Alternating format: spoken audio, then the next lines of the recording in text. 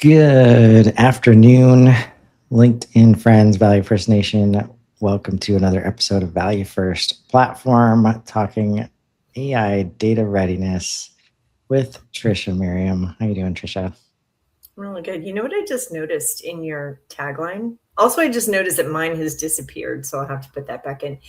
But yours says HubSpot Coach, CX, humans, plural, and AI. Tell me what you think that means. Um, I'm starting to I think just today I got rid of the CX. Definitely coaching humans and AI together is the goal.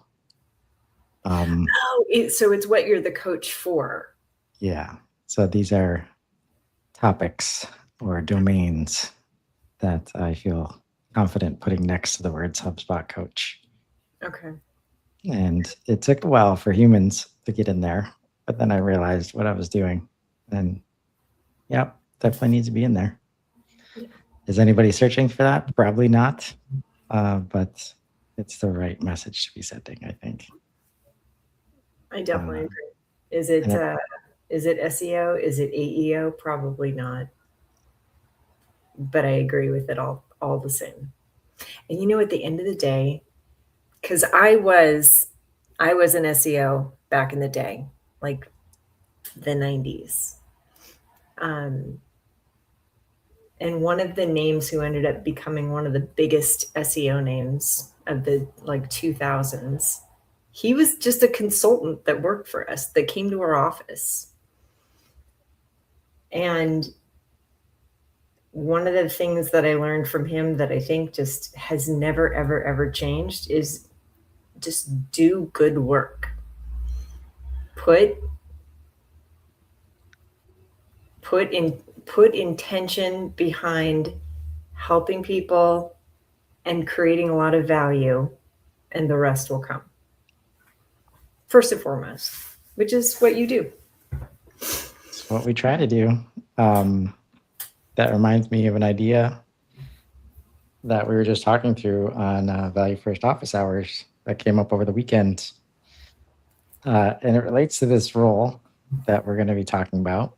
But this concept that Clement has been talking about, how can you embrace like imperfect data? Basically, when people come up and they say, help us get to clean data, right? Or we need our data to be complete, right? Those things are unlikely to be true ever. But also, we're not okay with embracing imperfect data. So, can we help people get to intentional data? I think that might be the number one remit of this role that we're going to be talking about today. And I did not put those pieces together until just now. So I'm pretty happy with myself. Um, And but I'm yeah, wondering, I know what we're talking about. So I'm like, how do those pieces fit together? I am interested to hear what you've got to lay down. so last week we talked about what leaders need to think about when it comes to creating AI readiness, AI data readiness for their organization. Prior to that, we talked about documentation and looked at customer agent settings to talk about all that. And uh, today's topic is who in the organization. Um, if it's not the leader, which it's unlikely to be, unless it's like a 10-person org, um, who's in charge of making sure uh, practically, operationally, day to day, the system and the organization is AI ready. And this reminds me of uh, I was at Industrial Marketing Summit a few years ago, and I was watching this brilliant presentation about customer experience from this enterprise company, like the customer experience leader from that company, a big automation vendor in manufacturing space.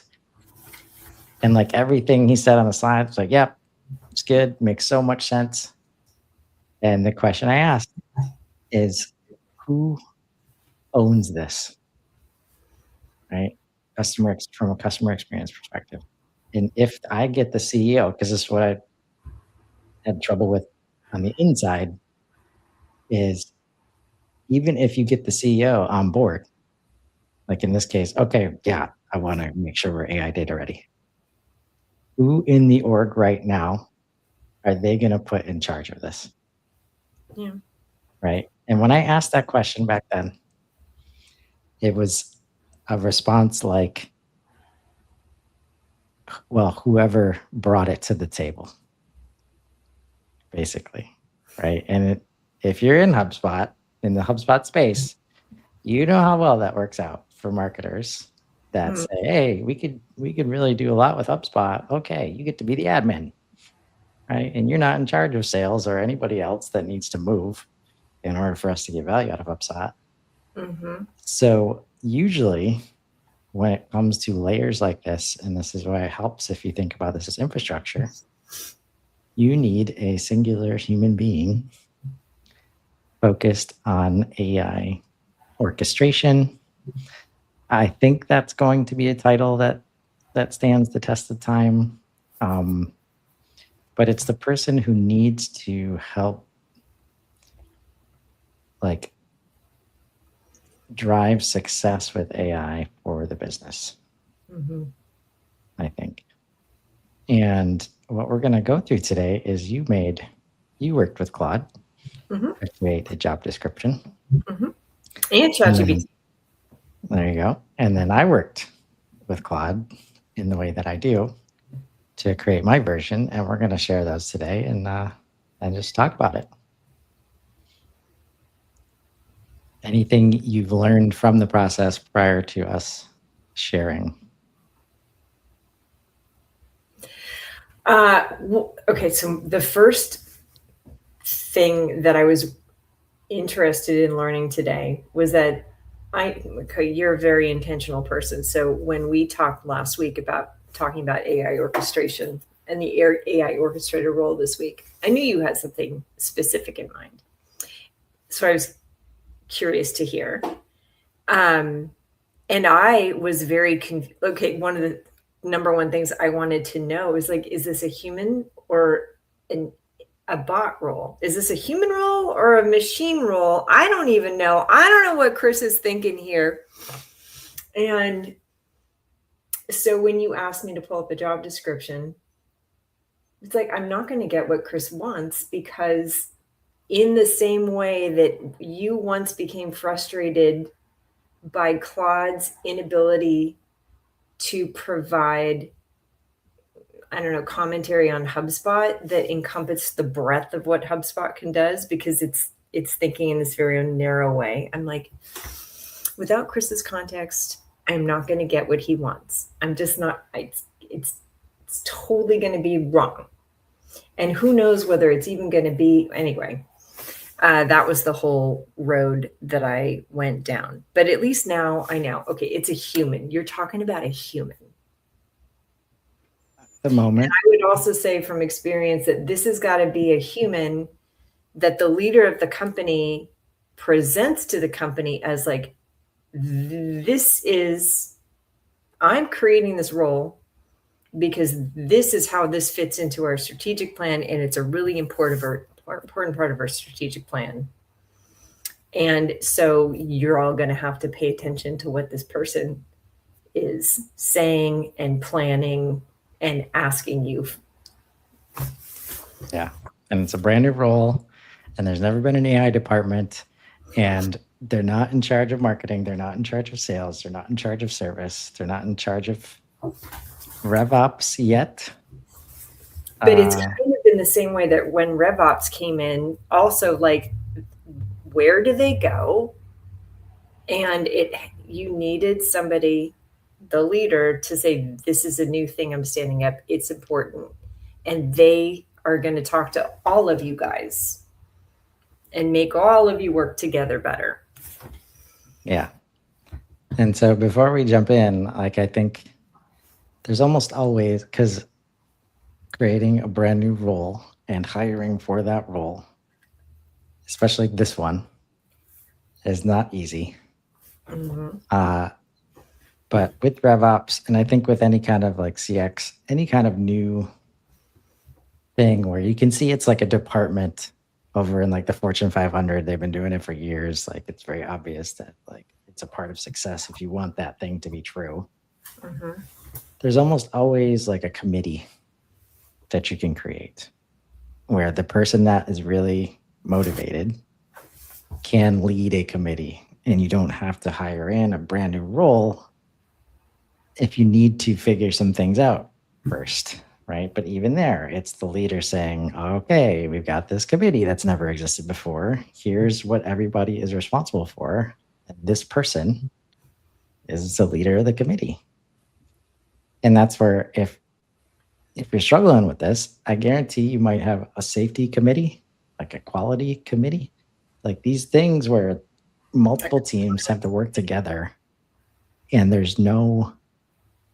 it's not questioned because it's been happening for so long. And of course, we need to be managing safety in manufacturing. Of course, we're ISO certified, whether it be for data or materials. So quality, okay. We accept the fact that we have a quality meeting every month, we have a quality audit at the end of every year, and we don't fight it, right? And we all, like, none of us want to be quality managers. So yeah, great, you're doing that. Like, cool, we'll show up for you. But there's never any question of, oh, this person's trying to like,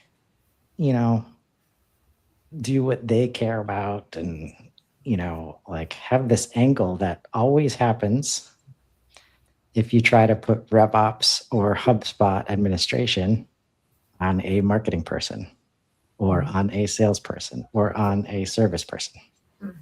As they talk to the other teams, there's always that lens of like, oh, you don't get it from the sales perspective. So I hear you, but we're going to do it this way. Right. So there is that option, but I think now it should be obvious that you at least need to do something. You should have somebody in charge of making AI work for your company. It really can be that simply said, I think. Now, what we're going to show today is two dramatically different lenses of what making it work for your company looks like.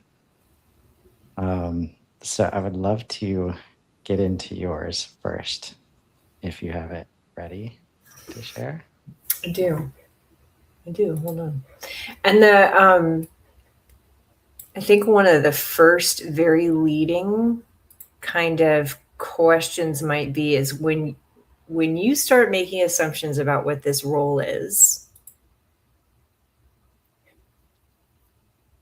do you immediately assume that it belongs in under IT?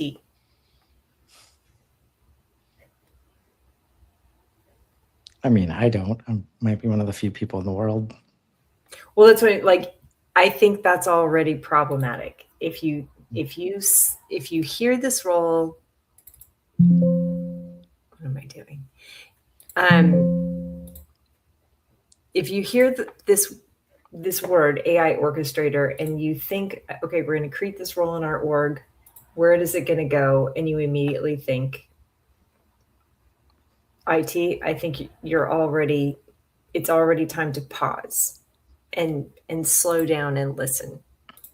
Yeah, I agree. Similar to any kind of marketing and sales software, customer experience software, things where making sure it's actually creating value for the person using the system is more important than whether it works or not. Right? Like IT is built to make sure things work. Like, is it plugged in kind of work? Right? Not is it working for Trisha when she gets a call and somebody's frantic on the other side and she needs to be able to pull up all this data and she's got to log into 3 separate systems to do it and she can't, so she ends up figuring it out. Like, that's not a system working for the user, right? And IT, like, again, that's never been their remit, right? But I totally agree that this is where it starts. Now, mind you, this is coming from AI. So all of these are like meta lessons as to why some things you can learn today as we go through this.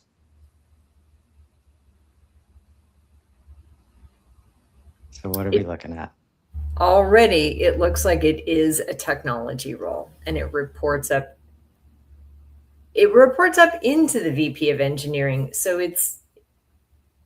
I'm already wondering if it has enough, if it's put in the right structure, plate, like if it has enough, I don't know, if it's high enough up in the hierarchy. Does that matter? I think it's too low. Right.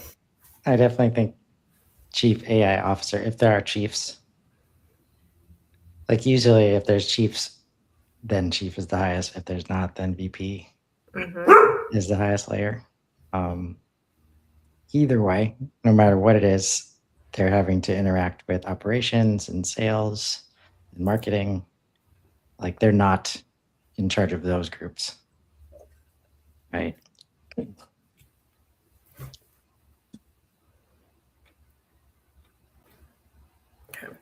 So we are looking for a highly skilled AI orchestrator to design, build, and manage the systems that coordinate multiple AI agents, models, and workflows into cohesive production grade pipelines.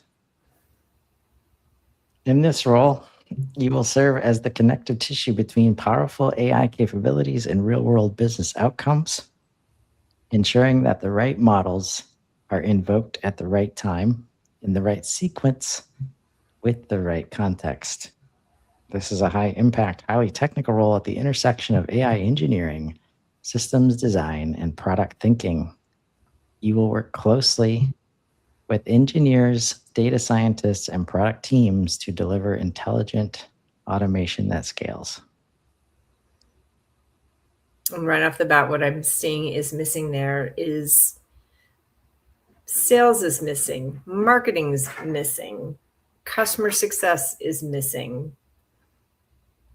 It looks too technical. It looks like it's somebody that is focused on actually building out.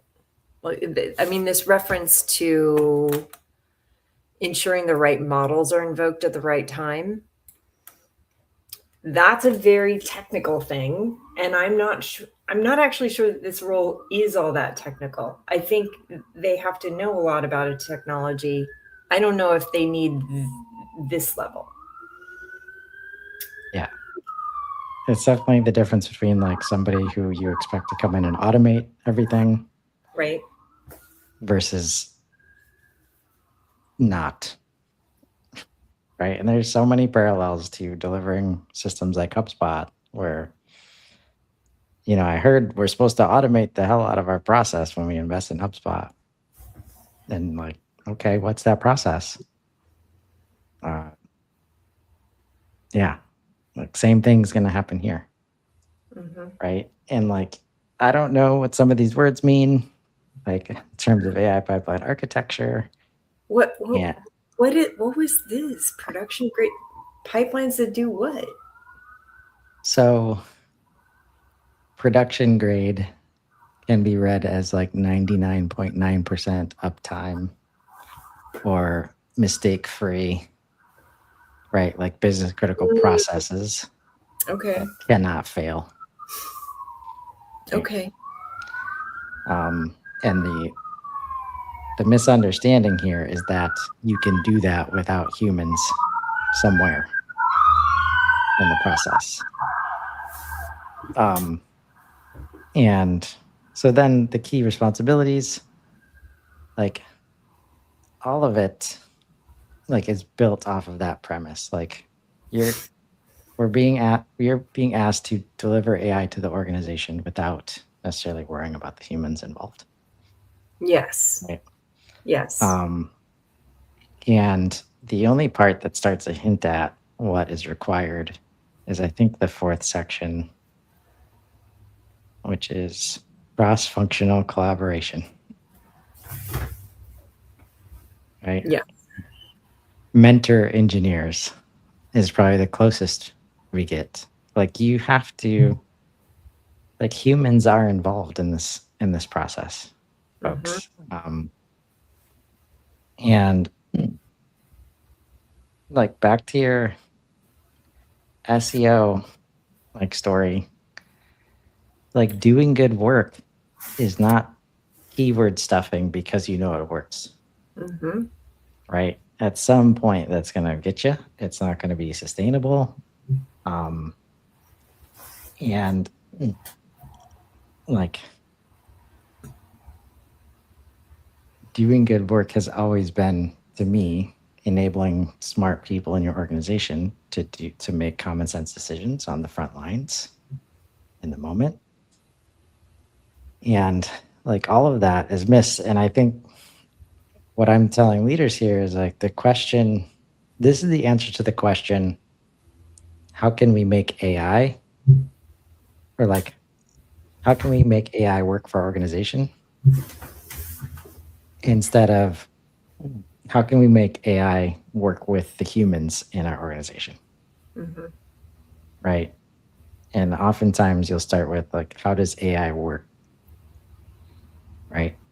And a lot of these things are like, yeah, like the basics plus of LLMs, and like how it actually works, the nuts and bolts of it all. But if you show up to humans and they're not receptive to it, like, I think a much better question for leaders to be asking is, how can our humans work with AI? Right? And that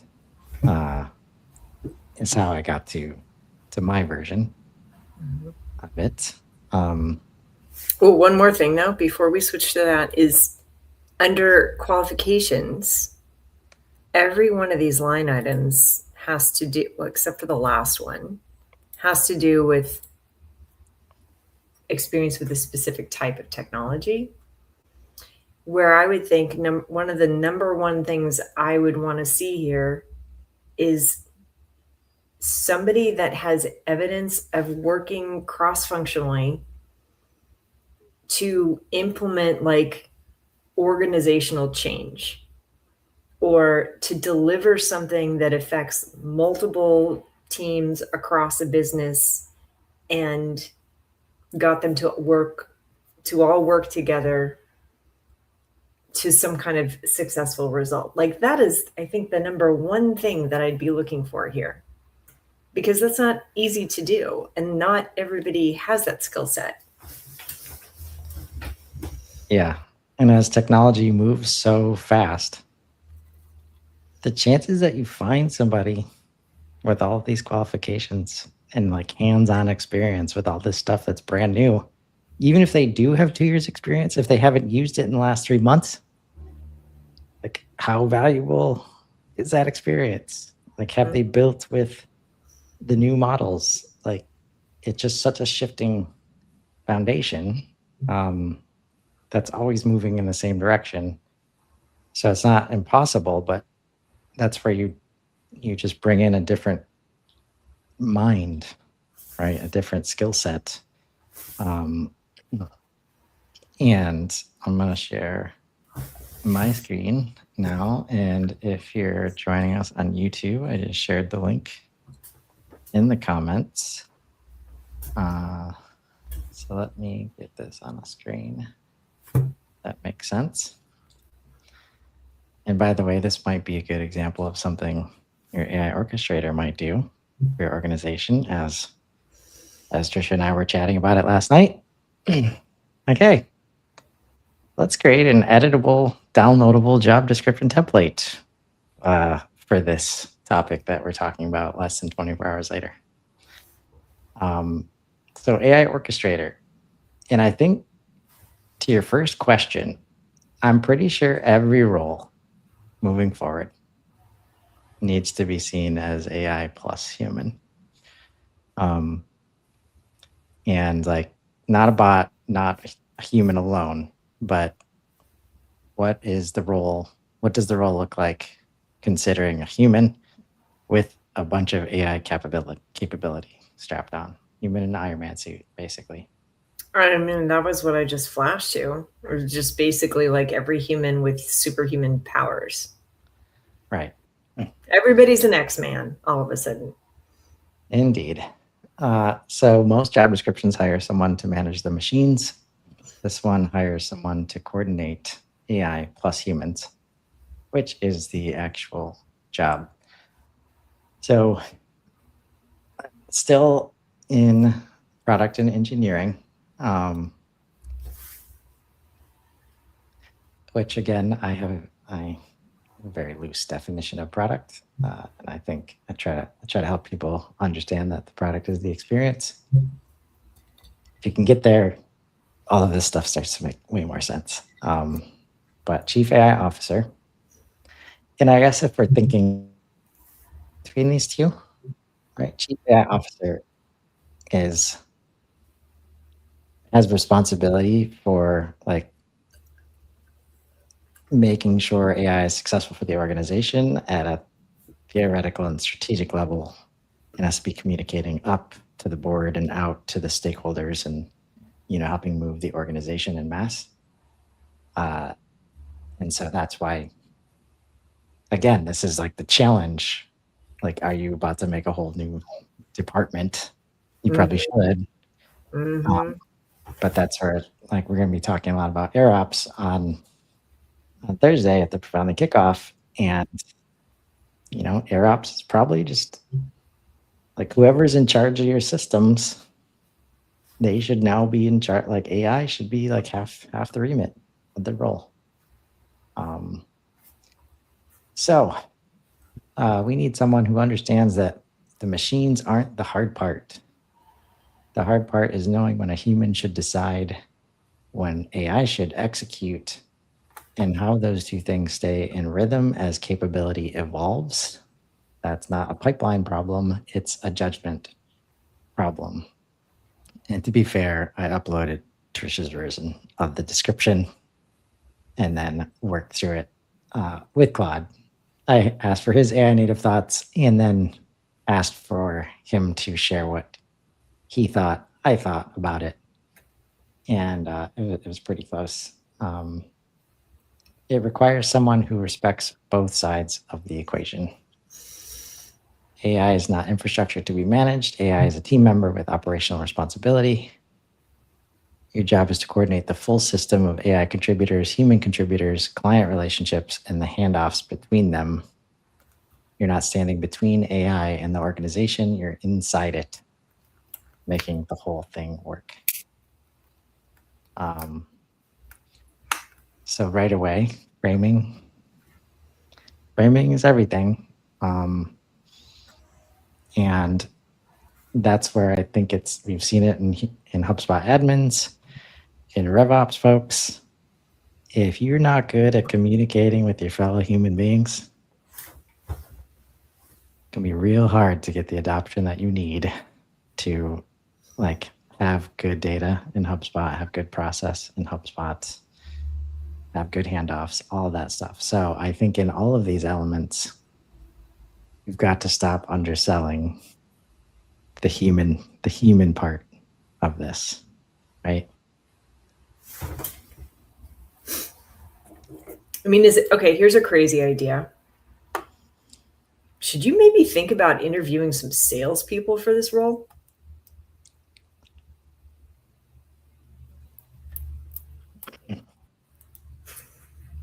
Uh, Because you're selling a vision, and it's this is such a universal moment in time. There are not very many of these moments in time where every single person in the world is going through the same thing at the same time. It is global, it's universal.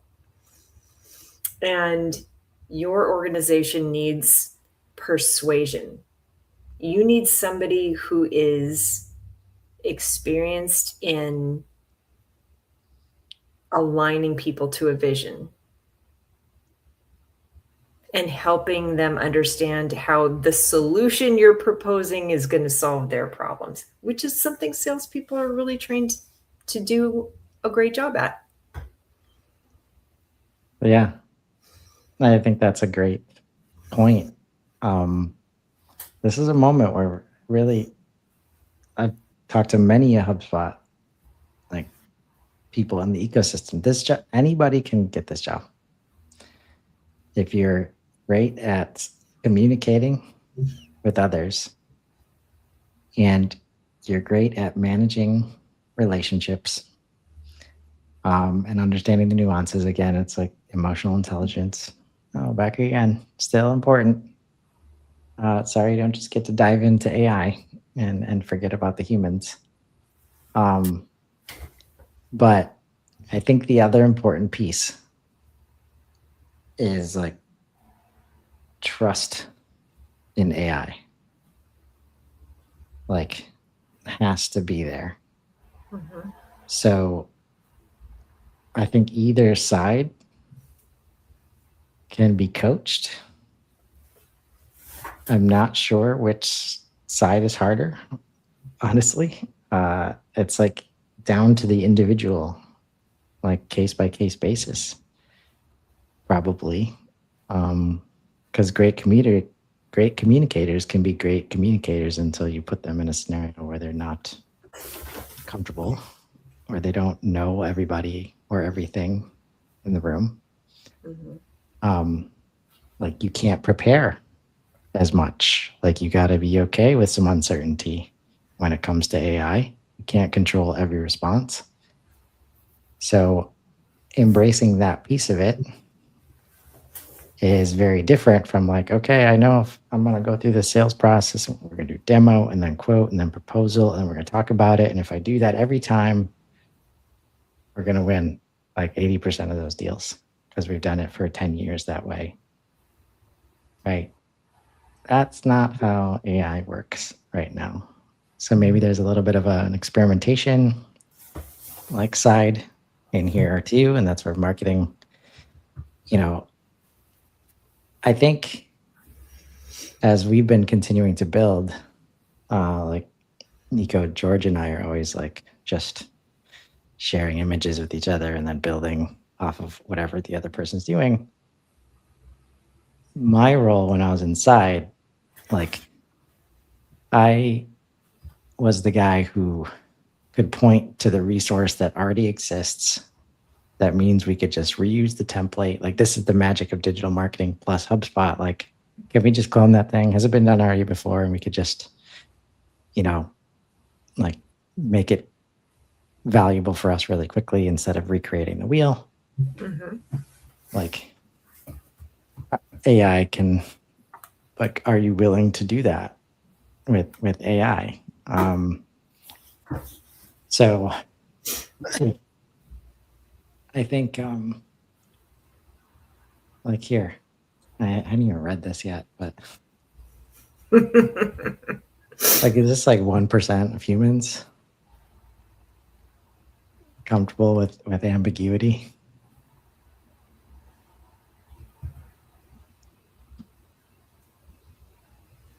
It's low, right? No, I don't know. Like inherently in progress. Mm-hmm.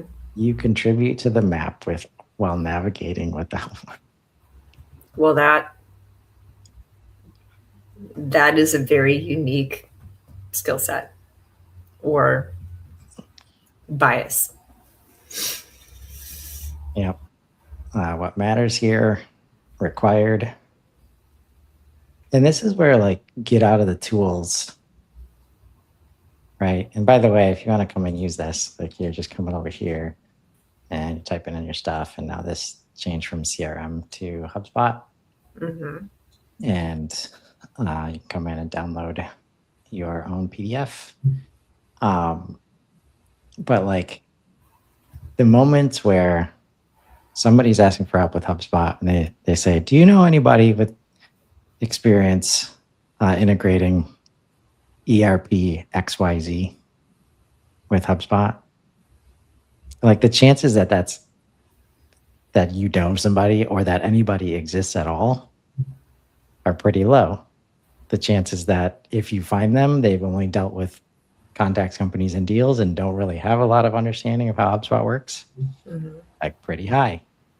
So is it valuable to have any experience with that specific software or tool? Or is it better to be good at asking scoping questions and discovery questions and understanding business process and all these things that have nothing to do with the tool set, right? And that's the one piece. It's like it's that discovery scoping, working with other groups to like clearly understand their needs. I'm seeing a little bit of a gap in this with that skill. Like I know how to work with people to figure out what the overall requirements are and then build around that. Yep.